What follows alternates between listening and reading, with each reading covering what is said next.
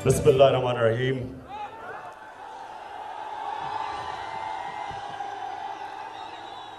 इय्याका नअबुदु व इय्याका नस्तईन। अच्छा दरगई, पहले तो आपका बल्दियाती इलेक्शन हो रहा है। इंशाअल्लाह मुझे पूरी तरह उम्मीद है कि दरगई के बाशऊर नौजवान और बुजुर्ग उस जमात के साथ अब चलेंगे जो पाकिस्तान के साथ खड़ी है, जो इस मुल्क की एक आजाद फॉरेन पॉलिसी के साथ खड़ी है और जो चोरों के साथ के खिलाफ खड़ी है। इंशाअल्लाह वो चलेंगे, मुझे पूरा यकीन है। लेकिन नौजवानों, आज जो अहम आज मैं बात करने आया हूं और आपने बड़ी गौर से आज मेरी बात सुननी है, क्योंकि कभी कभी कौमों की जिंदगी में फैसला कुन वक्त आता है जब कौम के सामने दो रास्ते आ जाते हैं। मेरे पाकिस्तान के नौजवानों, हम नमाज में सिर्फ एक चीज मांगते हैं। नौजवानों, हम अजान में सिर्फ अल्लाह से एक चीज मांगते हैं कि अल्लाह उनके रास्ते पे लगा जिनको तूने नेमतें बख्शी हैं, उनके रास्ते पे ना लगा जो अपने तबाही के रास्ते पे चले गए। हमारे सामने भी अब दो रास्ते आ गए हैं। एक तरफ पाकिस्तान के बड़े बड़े नामवर डाकू, वो सब इकट्ठे हो गए हैं।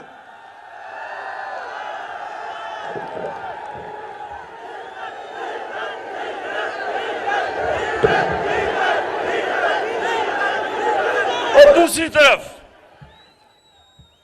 तरफ वो लोग हैं जिन्होंने 25 साल इन डाकुओं के खिलाफ जद्दोजहद की है।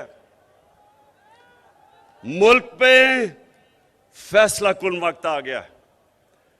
इन डाकुओं ने जमा होके, इकट्ठे होके चोरी का पैसा जमा करके हमारे एमएनएज, उनके जमीर की कीमत लगा दी है।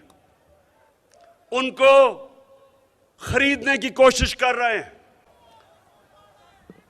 तो इसलिए मेरे जो एमएनएज गलती कर बैठे हैं, आज मैं आपको पैगाम दे रहा हूं कि मैं आपको माफ कर दूंगा, वापस आ जाए।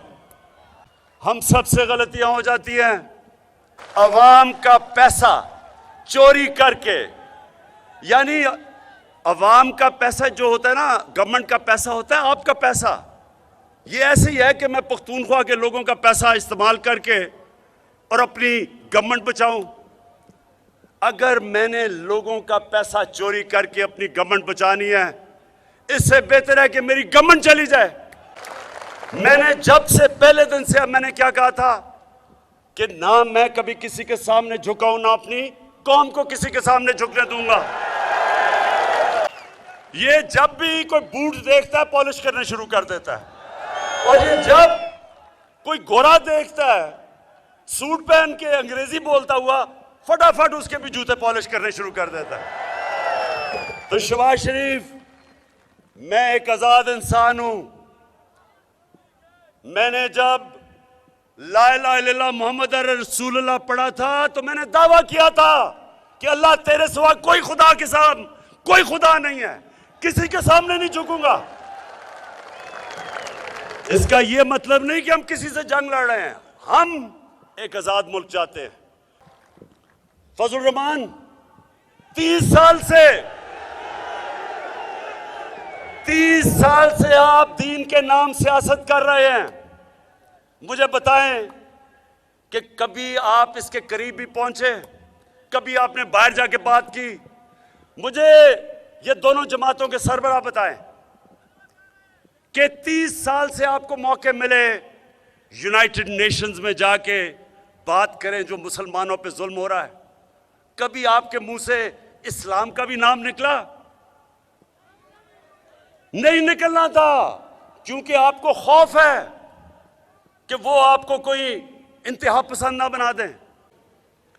हमने कंस्ट्रक्शन के साथ साथ बैंकों के साथ मिलकर पहली दफा पाकिस्तान की तारीख में वो लोग जो तनख्वाहदार थे, जो कभी अपना घर नहीं बना सकते थे, पहली दफा पाकिस्तान के बैंक का पैसे दे रहे हैं आम लोगों को, विल्डर को, किसान को, मजदूर को, तनख्वाहदार तबके को, क्योंकि हुकूमत सब्सिडी दे रही है 30 अरब की।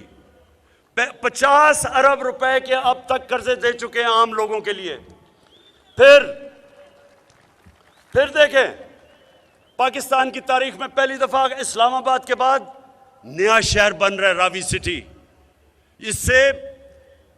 इससे हमारा एक तो लाहौर बचेगा, दरिया रावी बचेगा, लाहौर में पानी ऊपर आएगा क्योंकि ब्राजेस बनेंगे, सीवरेज ट्रीटमेंट प्लांट बनाएंगे, एक नया मॉडर्न शहर बना रहे हैं लाहौर को बचाने के लिए। ये कभी किसी ने पहले नहीं किया। सेंट्रल बिजनेस डिस्ट्रिक्ट एक लाहौर में हमने शुरू किया है।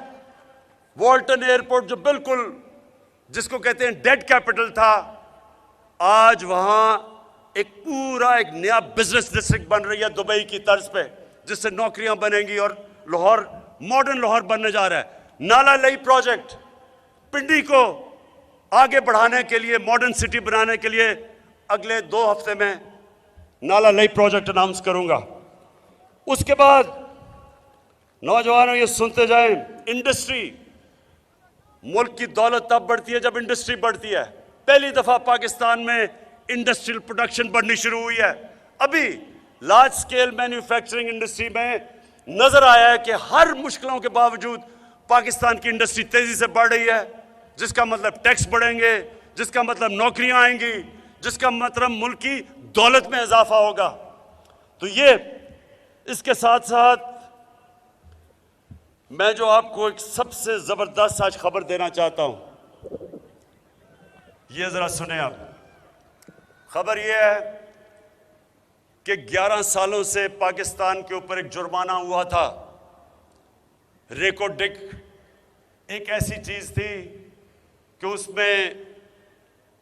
उसमें पाकिस्तान ने जो हमारा इख्तिलाफ हुए, इंटरनेशनली पाकिस्तान के ऊपर 6 अरब डॉलर का जुर्माना हुआ और इंटरेस्ट लग गया। अगर हम आज में आने से पहले साइन करके आए उनके साथ मुआहदा, अगर मैं ये ना करता तो सुन लें जरा आप, 2000 अरब रुपए का इस मुल्क को हर्जाना देना पड़ना था। 2000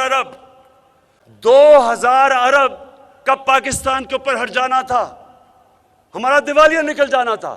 3 साल हमने उनसे बातचीत की और मुझे बड़े फख्र से कहना पड़ता है, आपको अच्छी खबर दे रहा हूं कि आज हमने मुआहदा किया। इससे क्या होगा?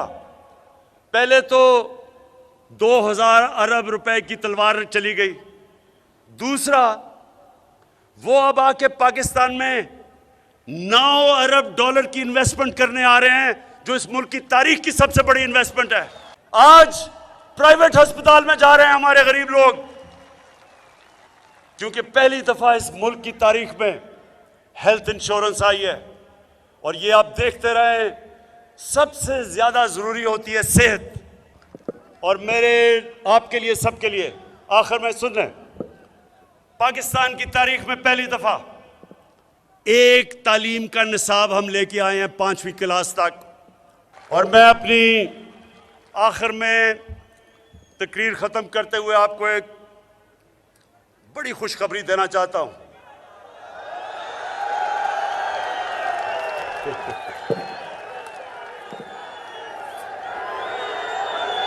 खुशखबरी, कामयाबी तो अल्लाह देता है, कामयाबी नौजवानों अल्लाह देता है, लेकिन मेरा दिल कह रहा है, थ्री स्टूडेंट्स मेरी आज बात सुन लो, ये तुम मैच बड़ी बुरी तरह हारने लगे हो।